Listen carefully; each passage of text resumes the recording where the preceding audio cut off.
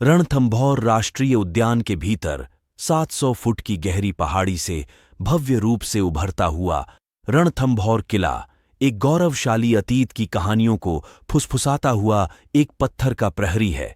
इसका इतिहास साम्राज्यों के उत्थान और पतन की एक मनोरम गाथा है जो युद्धों, बहादुरी और स्थापत्य प्रतिभा से चिह्नित है।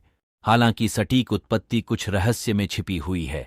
पुरातात्विक साक्ष्य से पता चलता है कि किले की नींव 5वीं शताब्दी की हो सकती है, संभवतः यादव वंश के राजा जयंत द्वारा बनाई गई थी।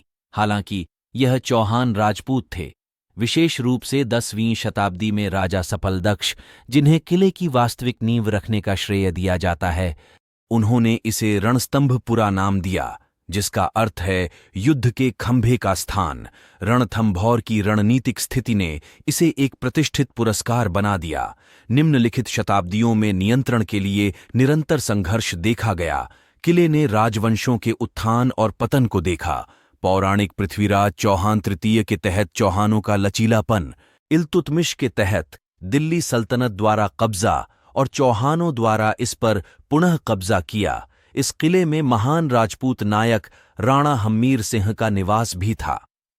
हाड़ा और मेवाड़ जैसे शासकों की भी रणथंभौर पर शासन करने की बारी थी, लेकिन यह 1568 में मुगल सम्राट अकबर था, जो अंततः चतुराई से योजनाबद्ध घेराबंदी के साथ हदों से स्थायी रूप से नियंत्रण हासिल करने में कामयाब रहा। किला कुछ समय के लिए मुगल चौकी और यहां तक कि जेल किले के रूप में भी काम करता था।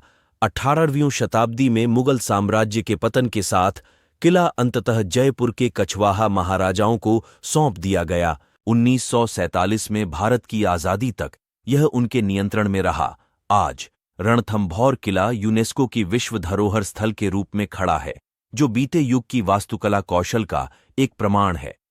दिल्ली पोल और हाथी पोल सहित अपने 7 भव्य द्वारों के साथ किला परिसर महलों, मंदिरों और बावड़ियों का खजाना है। किला परिसर के भीतर गणेश मंदिर एक लोकप्रिय तीर्थ स्थल है।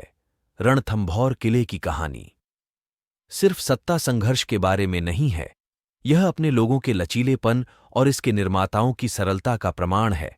यह तथ्य कि किला आज भी ऊंचा खड़ा है, वन्य जीवों से भरे विशाल रणथंभौर राष्ट्रीय उद्यान को देखते हुए इसकी स्थायी विरासत की एक मनोरम याद दिलाता है।